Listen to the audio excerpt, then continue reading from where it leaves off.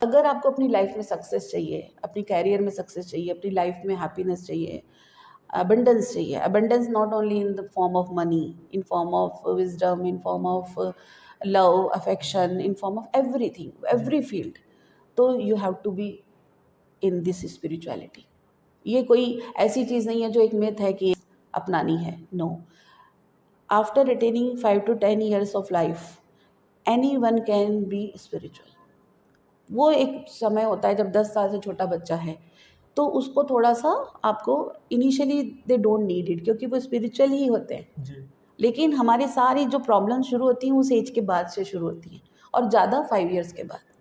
तो अगर आप 5 years के बाद से कोई प्रैक्टिस में हैं, कई लोग होते हैं जो छोटे, आप उनसे कभी इंटरव्यू लेंगे, बहुत अच्छे मास्टर्स हैं, कि उनसे इंटरव्यू लेंगे तो पता चलेगा वो तो 4 years की लाइफ से, 5 years की लाइफ से दे आर इनटू मेडिटेशन.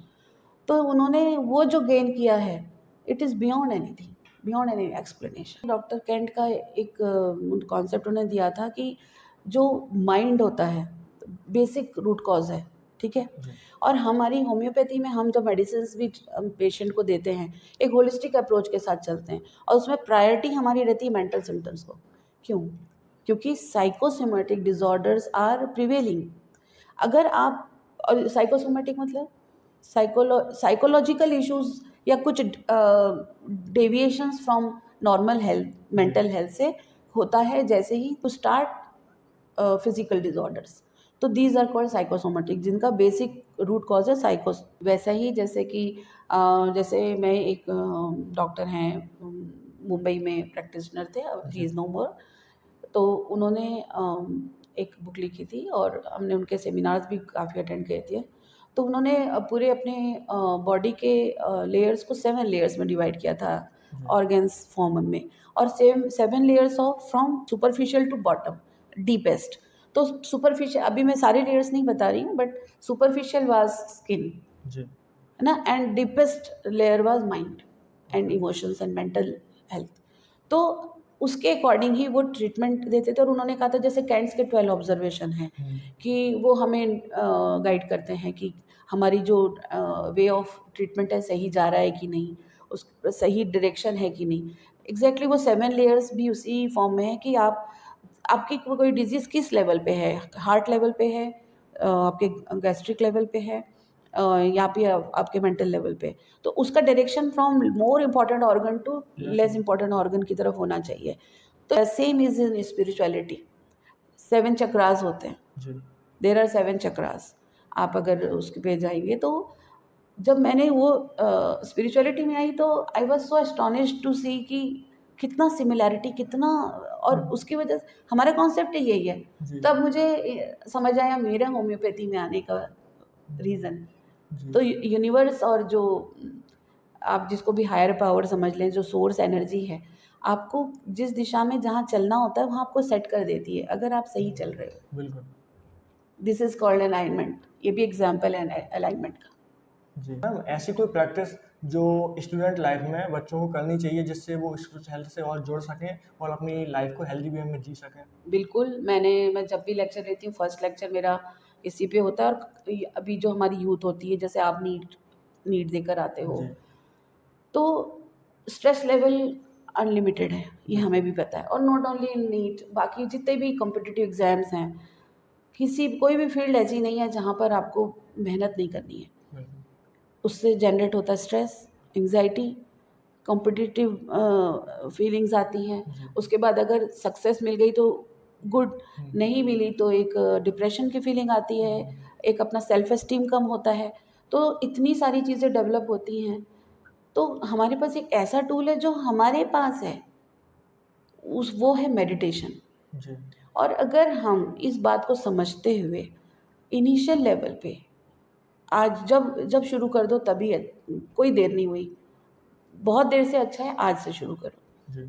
और आपने मेडिटेशन शुरू किया तो आप सबसे पहले अंदर चल रही जो अपने इमोशंस का जो टर्ब्यूलेंस है उसको पहले समझ पाएंगे.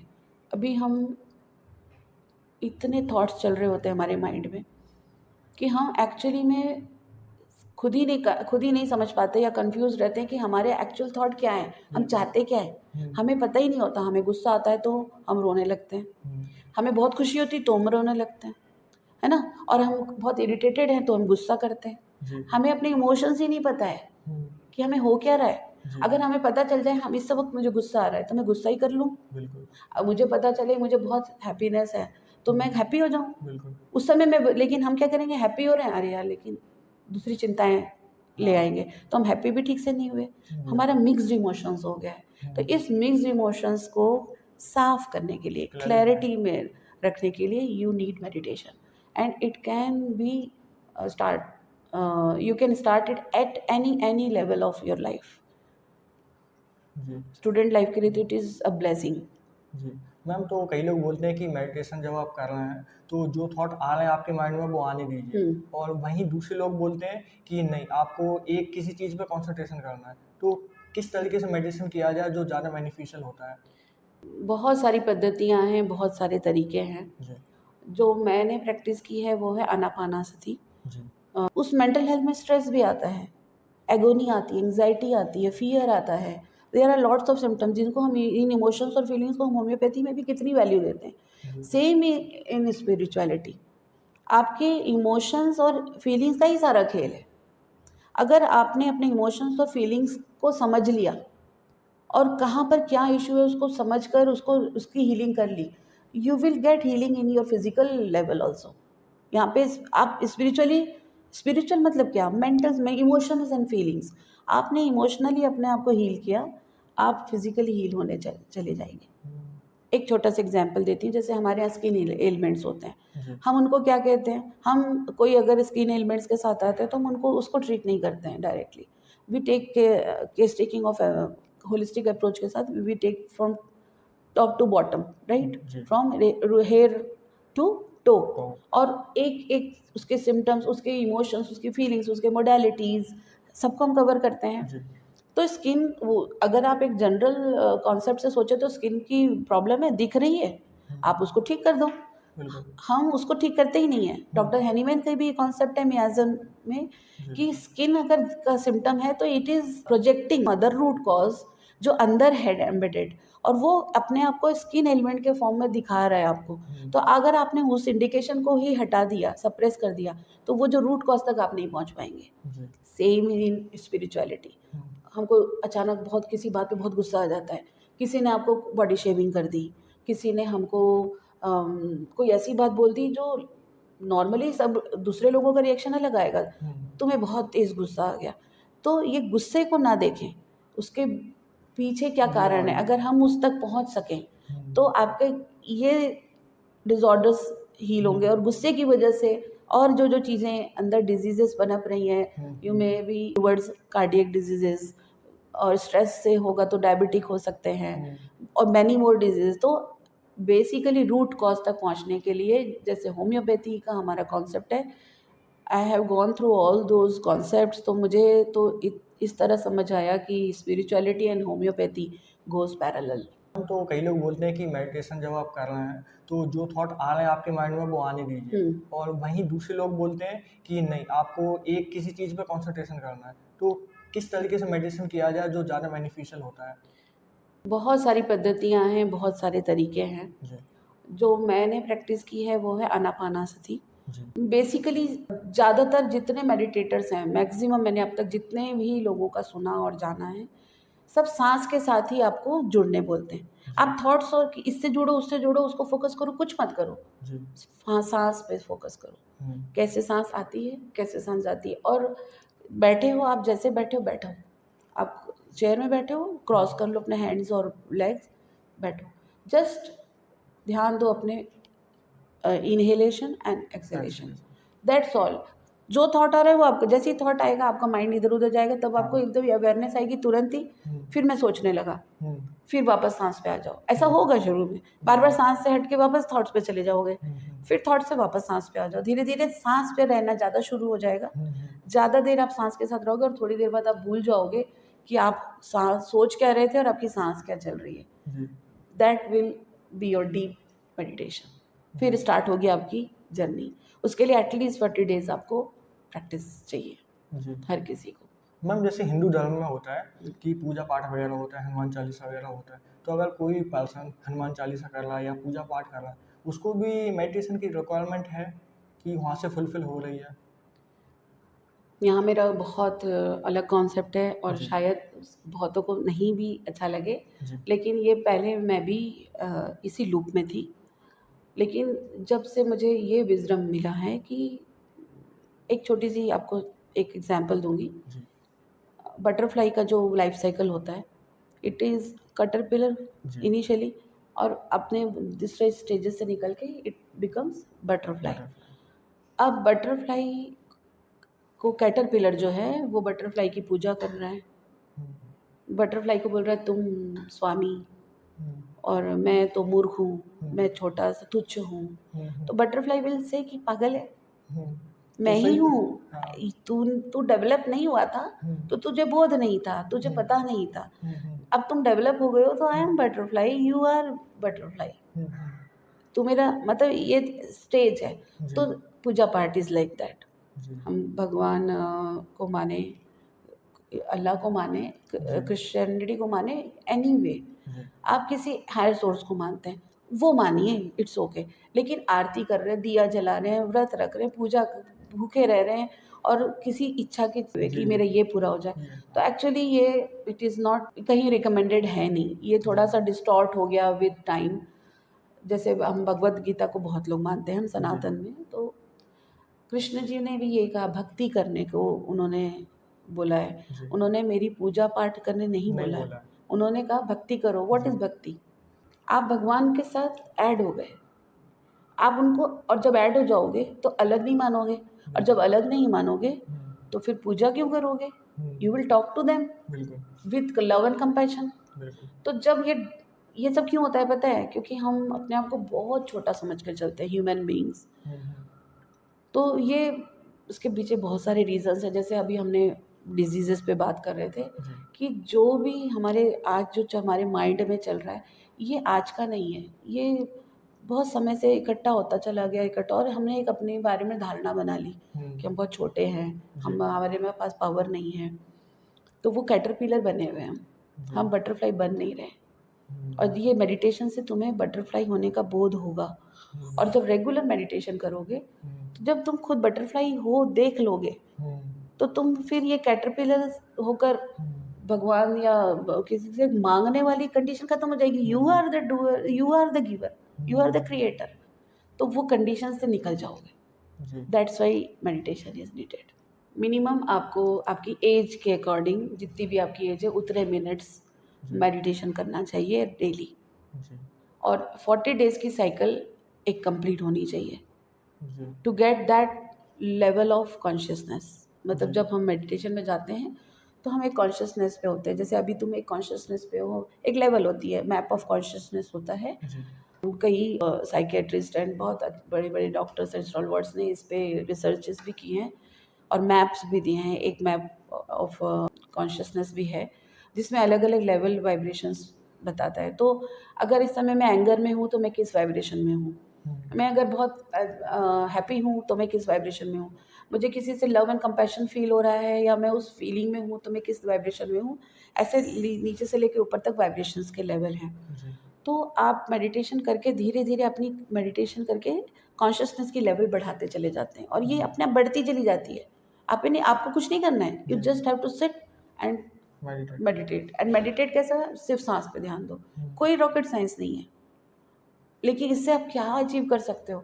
आप लेवल ऑफ कॉन्शियसनेस सोचो। अगर आप 200 लॉक पे हो, 100 लॉक पे हो, 50 लॉक पे हो, जी। एंगर, एनवी, जेलसी, इसमें फंसे रहोगे। हुँ। हुँ। आपकी लॉक बढ़ेगी तो आपको थोड़ा सा प्राउड, कॉन्फिडेंस, फिर थोड़ा और बढ़ेगी तो आपको सेल्फ एस्टीम आपका अच्छा हो जाएगा। जी। धीरे धीरे आपके मैनिफेस्टेशंस पूरे होने लगेंगे तो आपके अंदर आपकी सक्सेस आने लगेगी। हुँ। और ऊपर बढ़ोगे तो आपको हैप्पीनेस आने लगेगी। फिर जब आप हैप्पीनेस से ऊपर पहुंचोगे, हुँ। धीरे धीरे आप लोगों को बांटने लगोगे। देखो हाँ। लेवल ऑफ कॉन्शियसनेस बढ़ेगा। जी। तो कहाँ, तब जब ऊपर की कॉन्शियसनेस से देखोगे तो समझोगे कि नीचे जब लो लेवल के कॉन्शियसनेस पे थे, कितने परेशान थे, फंसे हुए जी। थे। और तब तुम्हें लगेगा वाह, now I am feeling very lighter. जी। This is the magic. Sit wherever you want. जी। If you are morning meditation करते हैं तो बहुत ही अच्छा है। जब हम सो के उठते हैं जी। तो हमारी मेंटल जो माइंड वेव्स होती हैं वो बीटा स्टेट में होती हैं। जी।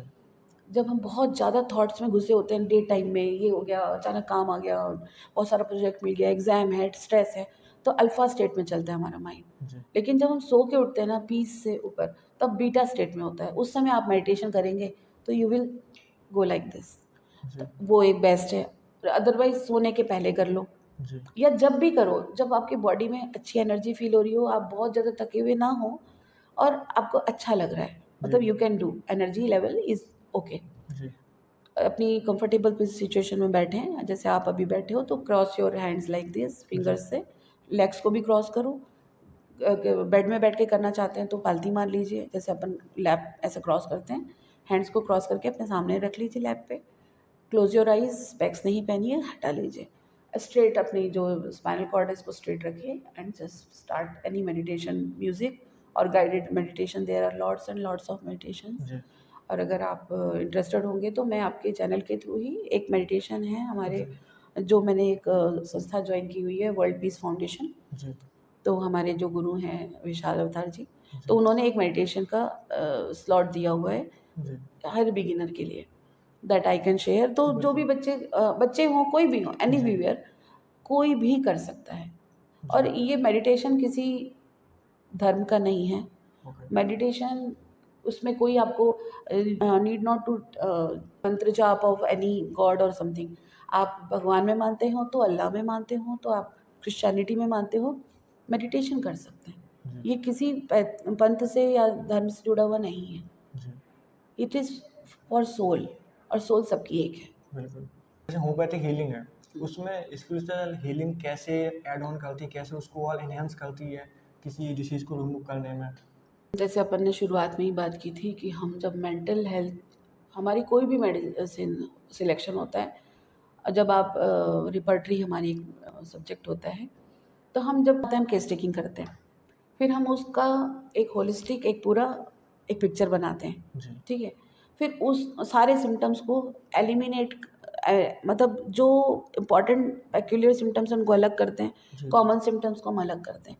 कॉमन सिम्टम्स वो हैं, जैसे मुझे फीवर है या पेशेंट को फीवर है, तो उसको हीट फील होगा, ठीक है, लॉस ऑफ फंक्शन है, वो इनेबिलिटी है, थोड़ा सा उसको वीकनेस लग रही है, ये सब चीज़ें कॉमन सिम्टम्स में जाएंगी। लेकिन कुछ जी स्पेसिफिक होगा कि उसको मुंह सूखा है लेकिन प्यास नहीं लग रही है, हम्म, या और भी ऐसे का अगर पेशेंट जो भी बताते हैं जो थोड़े हटके होते हैं, हम उनको इम्पोर्टेंस देते हैं। जी ये हमारे, मैं होम्योपैथी पॉइंट ऑफ व्यू से बता रही हूँ, we will come to spirituality, जी we will deal with it. तो हम क्या करते हैं, फिर हम उसके से पॉइंट सिम्टम्स को लेके एक ग्रुप ऑफ मेडिसिन निकालते हैं, लेकिन उनमें प्रायोरिटी उन मेडिसिन को देते हैं जो मेंटल सिम्टम्स को कवर करती हैं। जी हम अगर लॉन्ग के मतलब क्रॉनिक केसेस हैं, ऐसे केसेस में सेम, तो उन जो मेंटल केसेस हैं, लाइक किसी को बचपन में कोई ऐसी घटना घट गई या उसने कुछ ऐसे घटना देख ली जिसकी वजह से उसने एक थॉट बना लिया, अपना एक जजमेंट बना लिया किसी भी एक फिक्स चीज़ के लिए, जी उसने कुछ बुरा होते देख लिया, तो इस तरह के लोग ऐसे होते हैं जो हम लोग नॉर्मली देखते आ रहे हैं, कि हम एक स्पेसिफिक किसी, हमारे साथ किसी एक स्पेसिफिक धर्म के इंसान ने किसी के साथ गलत कर दिया, बचपन में आपके इम्प्रिंट बन गया या कभी, तो आपने एक वो बना लिया विचार कि जी ये लोग ऐसे होते ऐसे हैं, होता है। ठीक है। तो एक उसका विचार बन गया, अब उसके विचार के चलते बहुत सारी चीज़ें उसकी ज़िंदगी में ऐसी होंगी जो उस विचार की वजह से वो एक्शन लेगा, जी ठीक है। तो हम उस कॉज तक पहुँचेंगे, उस मेंटल डिजीज़ के, उस कॉज को ट्रीट करते हैं हम। जी तो उसको बहुत एंग्जाइटी होने लगी, धीरे धीरे उसने सप्रेस करके रखा, एक्सप्रेस नहीं कर पा रहा है, तो उसको सोरियासिस होने लगा, स्किन डिजीजेस कुछ होने लगी। तो हम सोरियासिस को वैल्यू नहीं देंगे, हम पहुंचेंगे कि रूट कॉज कहाँ है। ओके किसी को डिप्रेशन हो रहा है तो रूट कॉज कहाँ है, कोई बहुत एंग्जाइटी में रहता है, बहुत परेशान रहता है, बहुत इरिटेबल है, बहुत गुस्सा आ रहा है, रूट कॉज कहाँ है। और रूट कॉज हम सिम्टम्स पे जाते हैं, हमारी होम्योपैथी का रोल यहाँ है। अब ये सिम्टम्स भी कहाँ से, मेंटल सिम्टम्स आए कहाँ से, आए कहाँ से? ये कब हुआ।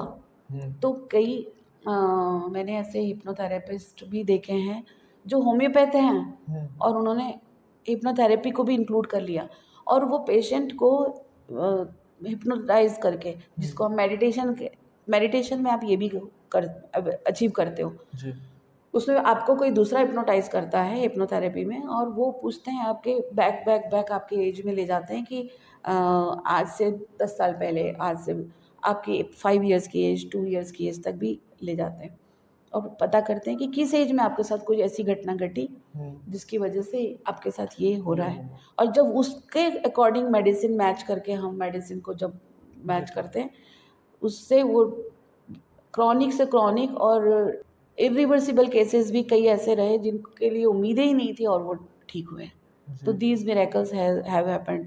इवन डॉक्टर जो डिस्पेंजा हैं, वो भी मेडिकल प्रैक्टिशनर है और अब he is practising spirituality and he is healing lots and lots of physical disorders with meditation.